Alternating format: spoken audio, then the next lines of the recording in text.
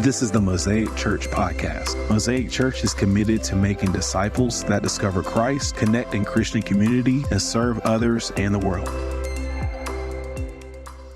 Good morning, Mosaic. It's a good day. It's good to see y'all. And I'm excited because I'm not preaching today. But we are actually very blessed to have one of our other elders. We've called them junior elders before. We're not going to keep calling them that. Soon we will be. This is just a little side note for you guys. Anybody who's a member, we will have a vote coming up soon to vote in 2 new elders, like full elders. And one of them we're going to get to hear from today. It's Patrick Hagan. Come on up. This guy is awesome. He's a super blessing to myself, to our family, to this church. He's a trustee at Florida Polytechnic University. So that's kind of a big deal. But he's just a big deal, just in himself. So Patrick, can't wait to hear what God will speak through. Thanks, Daniel. I told him not to introduce me as trustee, but sometimes people say, hey, should I call you Trustee Hagan? I'm like, yes, just call me trustee. So thank you for the introduction. I think I know everyone here, but I've been at Mosaic since 2018. Lindsay and I moved to Tallahassee after graduating law school, and we were driving by and I saw this sign. It wasn't like a sign in the sky, but I saw the Mosaic sign. And I said, we should check out that church. And immediately upon walking through these doors, we just felt the welcoming presence of everyone and the Holy Spirit. And we've been here ever since. So today I'm talking about the favor of God. Is that small on your side or is it good? Good, okay. So when I was asked to give the sermon today, I didn't know what I was going to talk about. But then a friend in my F3 workout group posted on the page and he asked, seeking open disclosure, I'm pondering some wording from an email that I received from a Christian faith-centered company. I'm specifically interested in your take based on your knowledge and learning of the Bible on the words, quote, trusting God to give us favor every step of the way. And it says, we're trusting God to give us wisdom, clarity, and favor every step of the way. So I did some research into that topic and I responded to him, what is favor? We hear it a lot in the Christian community. I'm like, we're going to put favor on you. You're going to have the favor of God. And I wanted to find out what is favor, and so I researched it. Is that how favor works? Is favor something that is always in the sense of a blessing? And so that's what we're going to talk about today. So what is favor? Through 5 Bible stories, we're going to identify specific points in time in each of these characters' lives when the Bible references favor. And so let's start with Noah. So Noah's going to be our first Bible character we're going to talk about, how favor preserved him for a generational calling. Then we'll talk about Moses. Favor was rooted in intimacy and intercession. Then we'll talk about Mary. Favor brought honor and hardship. Esther. Favor led to influence, and obedience led to impact. And last but not least, Joseph. Favor ran through a prison, not just a palace. So let's jump in with Noah. Now, if you haven't seen the movie, don't see it. It's not a great representation of Noah. But I thought this picture of Russell Crowe running amidst a group of people who looks like he's about to be trampled is a great introduction to what a little piece of what favor might have looked like for him. So in Genesis 6:8 ESV, it says, but Noah found favor in the eyes of the Lord. So what did favor look like for Noah?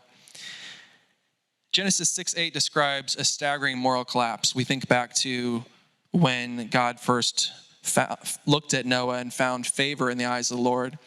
The Lord saw the wickedness of man was great in the earth, and that every intention of the thoughts of his heart was only evil continually.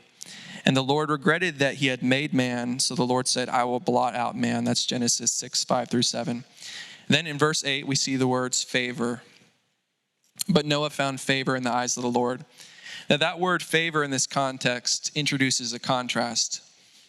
While the rest of the world was grieving, while the rest of the world grieved God's heart, Noah stood out. He stood out as someone who was close to God, someone that could be worthwhile preserving, not because he was impressive, but because he was righteous, blameless in generation, walked with God. That's verse 9. So in this context, God's favor means obedience in isolation. We think about Noah's life. We think about how isolating it probably was to build an ark when there was never a flood before like this. It means selection for a divine assignment, building the ark, building for decades despite ridicule. It means sustaining grace for radical obedience. What's the implication of this? Noah's favor wasn't primarily about his comfort. It was about his calling. So this is the first example of someone who has favor in God's eyes. Yes, he was preserved. Yes, his family became the roots of the world after this, but it wasn't an easy road. Noah's favor wasn't about his comfort. It was about calling. And he was given an enormous burden because of his relationship with God. Favor made him a vessel. So with Noah, I want you to remember favor is faithful obedience in a faithless world. So if you're a 1990s kid like me, you've seen the Prince of Egypt. It's the classic picture of the life of Moses. So on the left side, you see the classic picture of Moses parting the Red Sea. But then on the right, the movie just closes with Moses bringing down the tablets. And it looks like it's a great moment. It looks like it's something that is just, oh, this is a great ending to the story.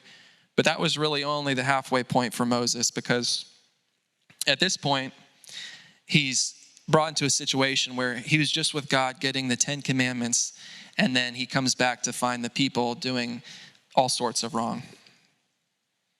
So Moses in Exodus 33:17 says, "And the Lord said to Moses, this very thing that you have spoken I will do, for you have found favor in my sight, and I know you by name." So in this context, where we're jumping into the story, in that picture on the right, Moses had just come down from Mount Sinai. And while he's on Mount Sinai receiving the law, the people create and worship a golden calf. That's Exodus 32. And God is furious. He threatens to withdraw his presence, and he threatens to have only an angel lead them to the promised land. And in other words, you can have the land, but not me. And that's something that Moses is terrified by. He doesn't like the idea of God being away from him. You know, this morning we sang the song, "Show Me Your Glory." You think about when Moses asked the Lord, "Lord, show me your glory." And he gets down and takes his sandals off. This is something that he did not want to happen, for the presence of God to be away from them. Verse 15, "If your presence does not go with us, do not lead us up from here." And then in verse 17, we get God's response. "This very thing that you have spoken I will do, for you have found favor in my sight, and I know you by name." So for Moses, favor is presence, not privilege. Someone who, we could look all the way back to the beginning of his life. You see the favor of him being preserved, being saved, put in a basket, sent to the Pharaoh's house. But it's not that type of favor. It's the privilege of being in the presence of God. God says not to Moses' ambition, but to his longing for intimacy. Favor here isn't material blessing or status. It's access to God's presence. 2, favor is deeply relational.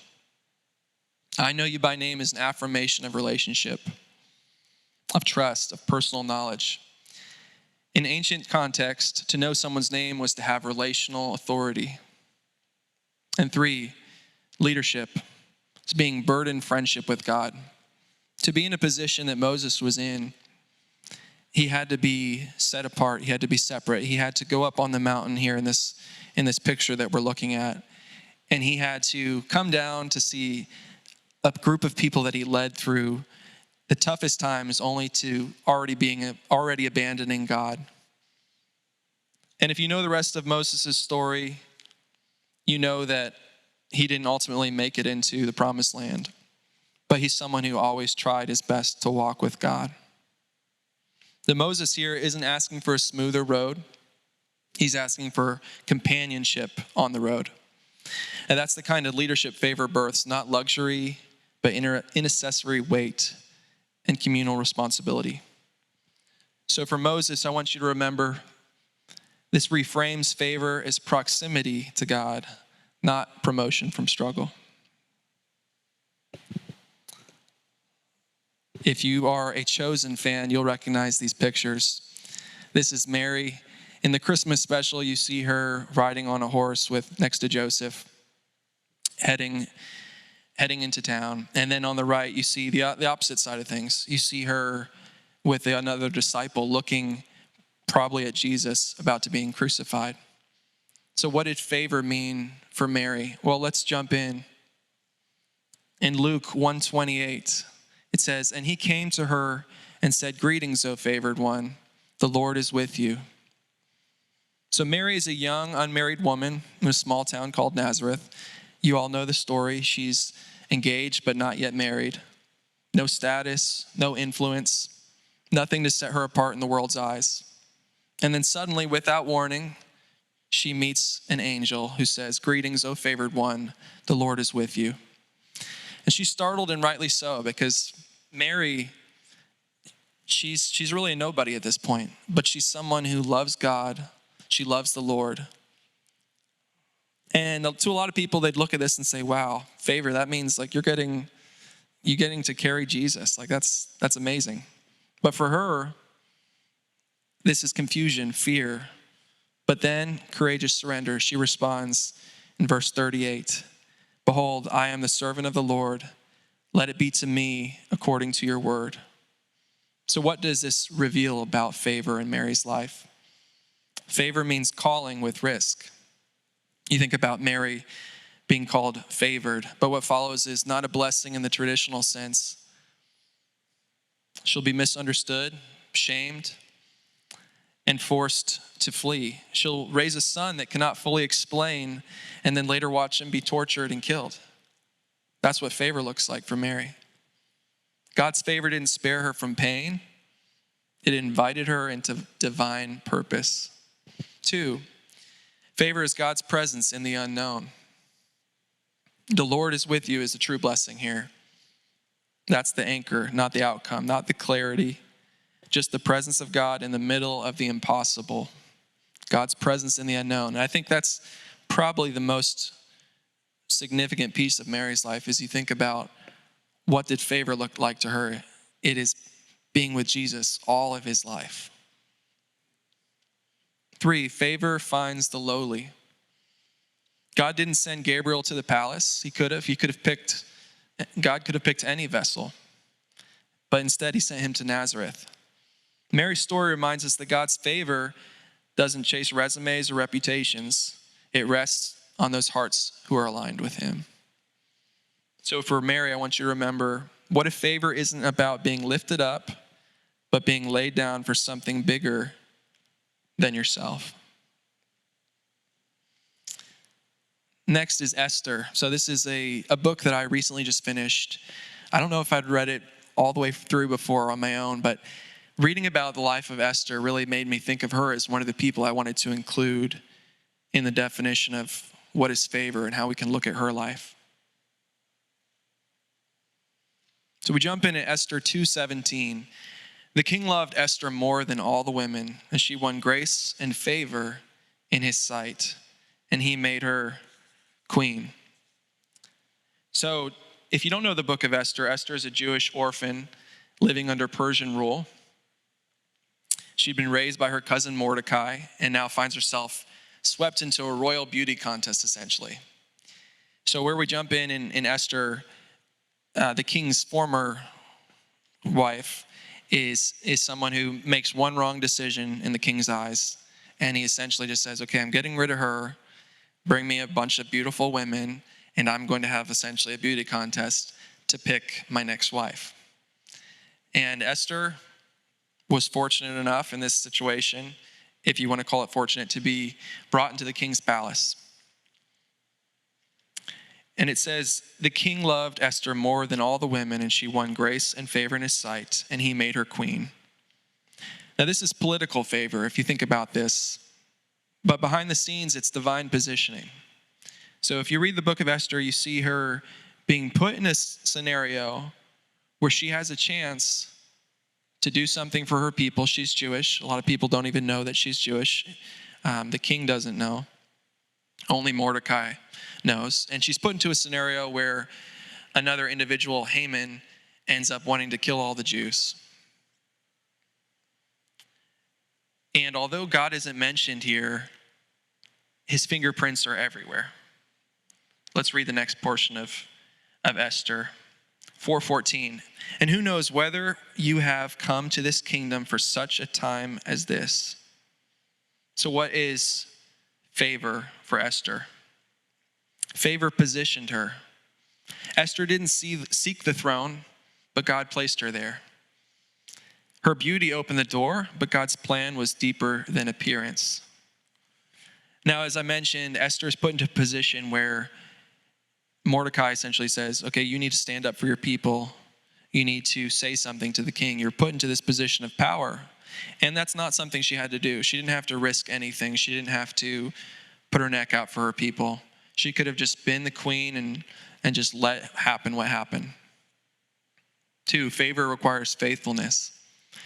Esther could have stayed silent, but favor without obedience is wasted potential. She prayed, fasted, and approached the king at great personal risk. 3, favor is about timing. When I think about Esther's life, I think a lot of it is about being put in the exact position at the exact time to make a big impact. But without her obedience, nothing would have happened. So it says Esther was brought into the palace in Esther 2:16 before a crisis unfolded. God got her into position before she even knew what it was for. That's how divine favor often works. Advanced placement for future faithfulness.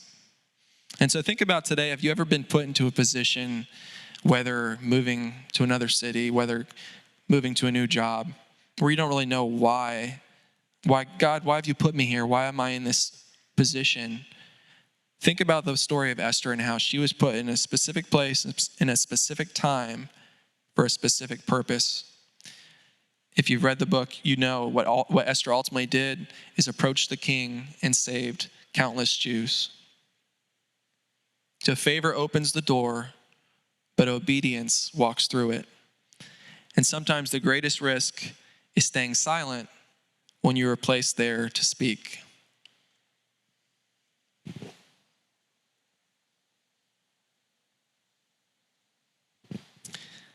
Next, we'll talk about Joseph. Again, if you're a 90s kid, you know this movie, Joseph, King of Dreams. So Joseph's life, you think about him, he's been betrayed by his brothers, sold into slavery, falsely accused of sexual assault by Potiphar's wife, imprisoned for doing the right thing. And that's someone who is probably one of the best examples I can think about for favor. In Genesis 39:21, it says, "But the Lord was with Joseph and showed him steadfast love and gave him favor in the sight of the keeper of the prison." So why did I choose this specific time in Joseph's life? You can think of lots of different types of favor for Joseph. We'd love to think of favor as Joseph being the favored child out of all his brothers. He gets a special coat. He gets a Broadway musical named after him. Joseph in the Technicolor Dreamcoat. And that's a great moment to look, oh man, he was favored. But if you stop the story there, you miss the impact. His brothers were so jealous that Joseph was the favored son that they sell him away into slavery. Then, fast forward, Joseph ends up telling about dreams in prison. Sorry, I missed a little part there. Joseph becomes a right-hand man, and then he's accused falsely of some type of sexual harassment or something like that, when he was actually the one who stood up and said, no, I'm not doing that. Then he's put into jail, and then he's raised to a point of influence in jail, and then he's forgotten about for years. And he's finally brought back to interpret the king's dreams. And then a lot of us like to think about favor on that side when we saw that picture right here of on the right of him in Pharaoh's court. That's favor. Oh, he was put into this position of power, but we often forget about all the struggle that's involved with that. So with Joseph, Genesis 39 opens up with Joseph in Potiphar's house, where the Lord was with Joseph and gave him success. Then, as I mentioned, he's thrown into prison. And again, in verse 39, 21, it says, "But the Lord was with Joseph, and Joseph showed him steadfast love and gave him favor in the sight of the keeper of the prison." And this is favor in a dungeon, not a throne room. We often want to think about favor putting us into a nice, pleasant place. Maybe like Esther had favor in being in the king's court, but here Joseph is having favor in a prison. So what does the verse show us? It shows us God's favor isn't always evident by circumstance. Now, if we judge Joseph's life by his comfort, we'd assume God had abandoned him multiple times. But Scripture insists the opposite. God was with him. That's the favor. 2, God's favor grants entrustment, not escape. I think a lot of times when people ask for me or for anyone to pray for them about, can I have favor in this situation? They're looking for some type of escape. They're looking to get out of a difficult situation. But oftentimes, as we've looked at already in multiple lives of these individuals, they're put into a difficult situation for a difficult purpose where God's entrusted them with something big. Here, Joseph wasn't immediately rescued. Instead, he was entrusted with leadership within the prison. His character and God's presence made him someone others could rely on, even when things looked bleak. And of course, when you fast forward, he was entrusted again with Pharaoh interpreting his dreams and then saving countless lives, including his own brothers who betrayed him. 3, God's favor prepares before it promotes. The prison season for Joseph wasn't wasted. It refined his leadership. It sharpened his administrative skills, and it positioned him to interpret dreams, one of which would open the door to Pharaoh's court. So for Joseph, favor doesn't always remove pain. Sometimes it gives you responsibility in painful places to prepare you for purposeful ones.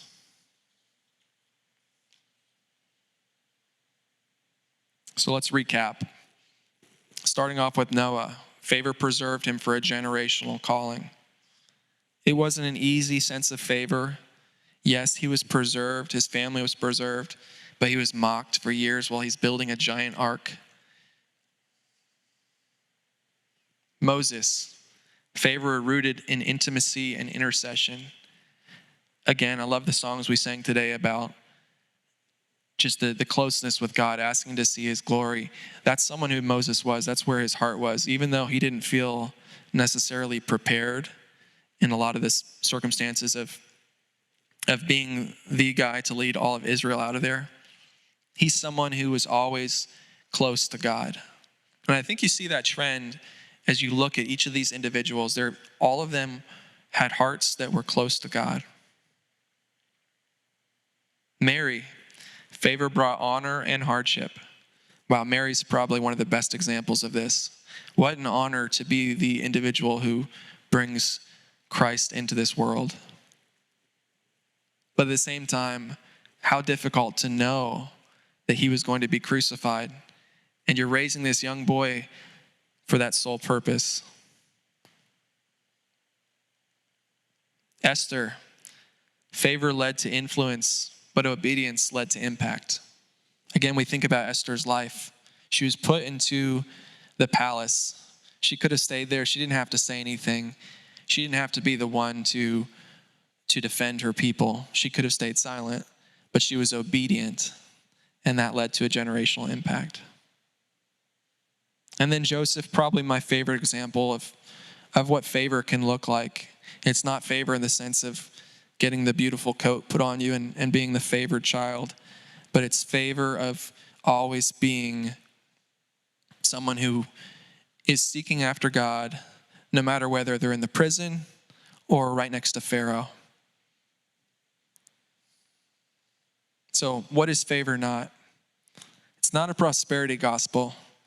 As I hope each of these stories showed you today, favor isn't you're going to be blessed, you're going to have money, you're going to have wealth. A lot of times it could be you might be like Joseph in prison. You might be like Esther having to make a really difficult choice. Favor is having the opportunity because you're so close with God. Again, favor is not favoritism, and it's surely not frictionless. We've seen that in each of these examples today. So as I look back at that initial quote, we're trusting God to give us wisdom, clarity, and favor every step of the way. I don't think that they were wrong. I think it just depends on how the reader interprets that. Are you reading it as we're trusting God to give us an easy road every step of the way? We're trusting God to give us a path that has no friction, no resistance? Or are you trusting God to give you wisdom, clarity, and closeness to God so that you can make the tough decisions? Thank you. And you guys have a great day.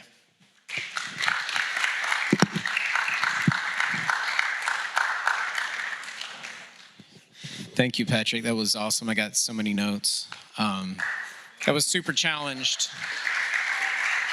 That was like an answer to my prayer this morning when I was spending a little time with the Lord this morning. Legit. I won't talk about it right now. Father, thank you for this day together. Thank you for Patrick. Thank you for the word you brought forth. We do pray that it will produce good fruit in our lives. And we give you glory and praise. And bless those traveling, those who aren't here today, part of our body. Protect Pastor Mario and give him wisdom at this conference that he's at and he's serving. And we give you the glory and praise. In Jesus' name. We want to thank you for listening. We pray that you were blessed and encouraged. If you like what you heard today, subscribe to this podcast and listen whenever you like. To find out more about Mosaic Church, please visit www.mosaicchurchtlh.com.